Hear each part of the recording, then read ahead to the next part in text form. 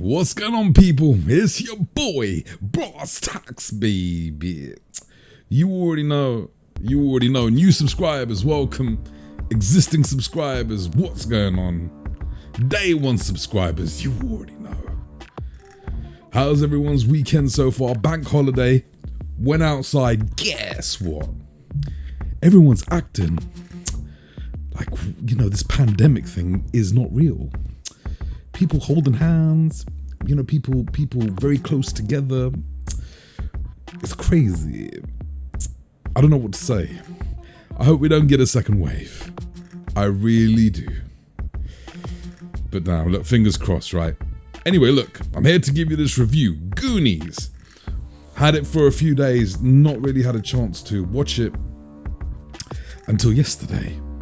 Because I wanted to be, for a movie like this, you need to be in the right space, the right frame of mind. You need to chill, get the popcorn ready, get the hot dogs ready, get the nachos ready. 75-inch Atmos surround. Guess what? No Atmos on this, doesn't matter. But lights down low and enjoy. But I'm gonna tell you what the chance was like. Firstly, what a movie, huh? It's very easy to forget how good this movie was. I mean, this movie has a special place in everyone's heart, I think. In the 80s, didn't get to see it in the theater because I'm not that old. But one of my favorite movies of all time.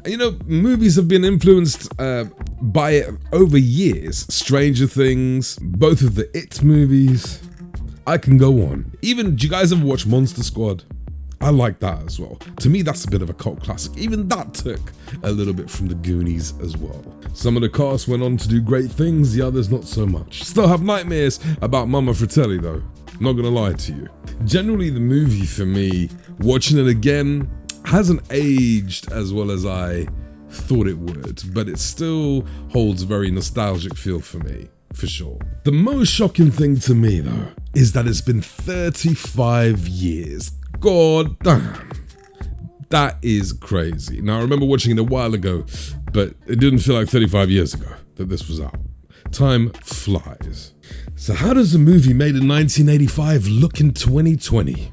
In the worst year ever in history. How does this transfer hold up? How does the 4K transfer hold up? How does it compare with the 1080p Blu-ray?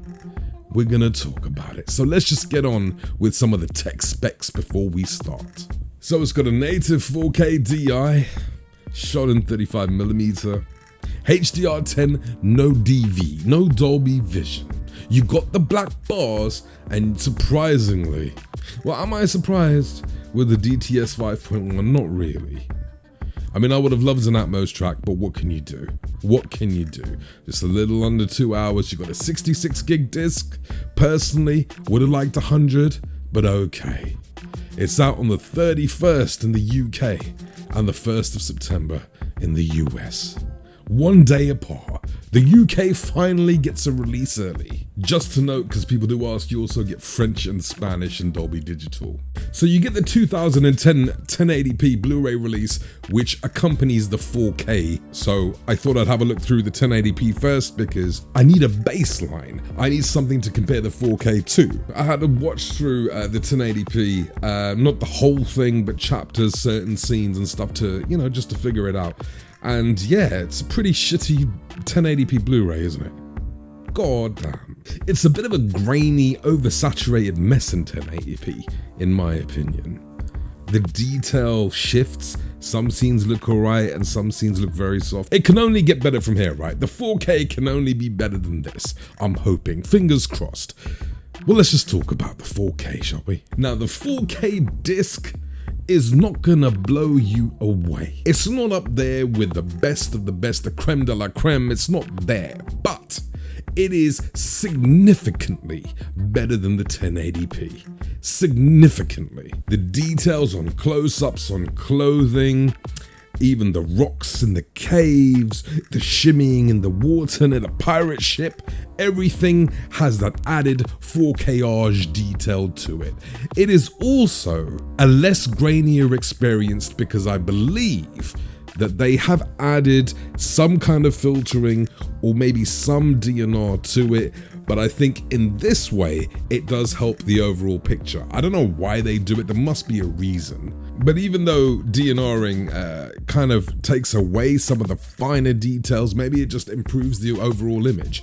And it definitely did that here. Outdoor scenes definitely added a layer of depth. Nothing really three-dimensional like some of your recent releases, but it's definitely there and far more prominent and far more dimensionality than the 1080p. Although it's a fairly clean image, there is a little bit more grain in darker scenes, but in darker scenes, in the cave, subterranean stuff that goes on in like Act 2 of the movie, you do notice a lot more detail. There are things you're noticing in this that you're not going to notice on the 1080p. Even when you got the one-eyed Willy scene, right? There's more of the coins, more speculars, there's a lot more highlights, there's just a lot more detail. That's what 4K does. And with a cleaner image, you're seeing more stuff. So it's only a good thing. Now, when it comes to HDR, I do like pop.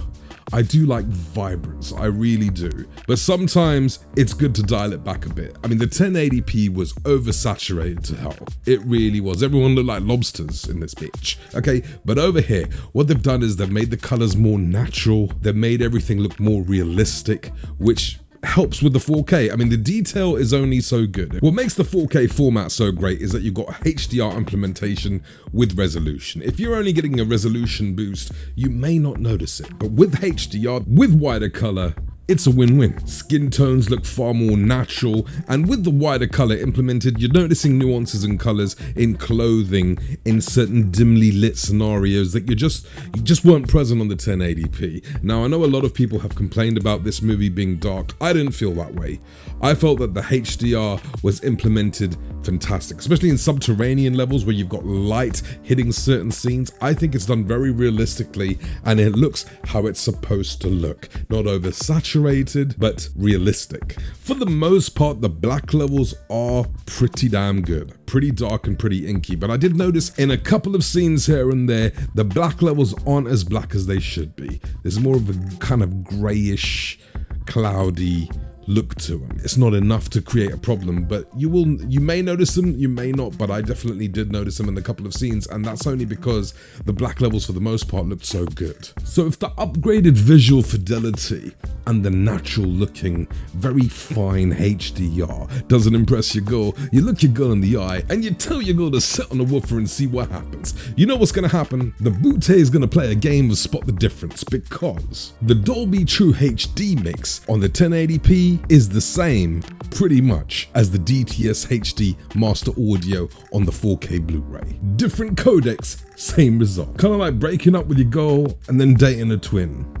Different name, same chick, I ain't gonna lie to you. Just like the 1080p audio, you got very clear dialogue, and most of what's going on in the movie is front heavy. Surround sound usually kicks in when the music hits and in certain action sequences. But overall, things are pretty much front heavy, like I said before. The sound is nice and detailed, and I do like the bass, but it's practically the same track as the 1080p. And if you've got the 1080p, then you know exactly what to expect on the audio side. The Blu-ray was expecting more, but it got what it had before. Bars. That's not to say the audio is trash. It's decent and it's pretty good, and it is immersive. It's just not, to me, as immersive as it could have been. As far as picture quality goes, when I think of 4K Blu-ray, I expect the pinnacle in home entertainment. Right? I also expect the same for the sound quality. Now, the sound didn't measure up here, but it's still decent, and it's the Goonies, so what can you do? There we have it, people. There's my review on the Goonies. I'm gonna give the picture quality an 8 out of 10, and I'm gonna give the audio quality a 7.5. It's a must-have, it's an absolute classic, and it is the best way to watch this movie. The picture quality absolutely shreds the 1080p in every way. It is one for the collection. I'm gonna leave some Amazon links if you guys haven't pre-ordered this already. If you want to go through them, Amazon kick a little something back for your boy. Consider becoming maybe a member or supporting your boy on Patreon. That would be much appreciated. There's a lot of content coming that way. But anyway, hey, let's just get out of 2020 and bring on 2021. Chadwick Boseman, rest in peace. I heard that news last night. Devastating. This year has to be the worst year on a multitude of levels. But you guys, you need to take care of yourselves, yeah? I know we don't know each other personally, but seriously, take care of yourselves. I mean, this is a crazy year, and we've still got time to go, people. Just take care of yourselves and be safe. And I'll catch you on the next one. 4K Rockstar, you already know.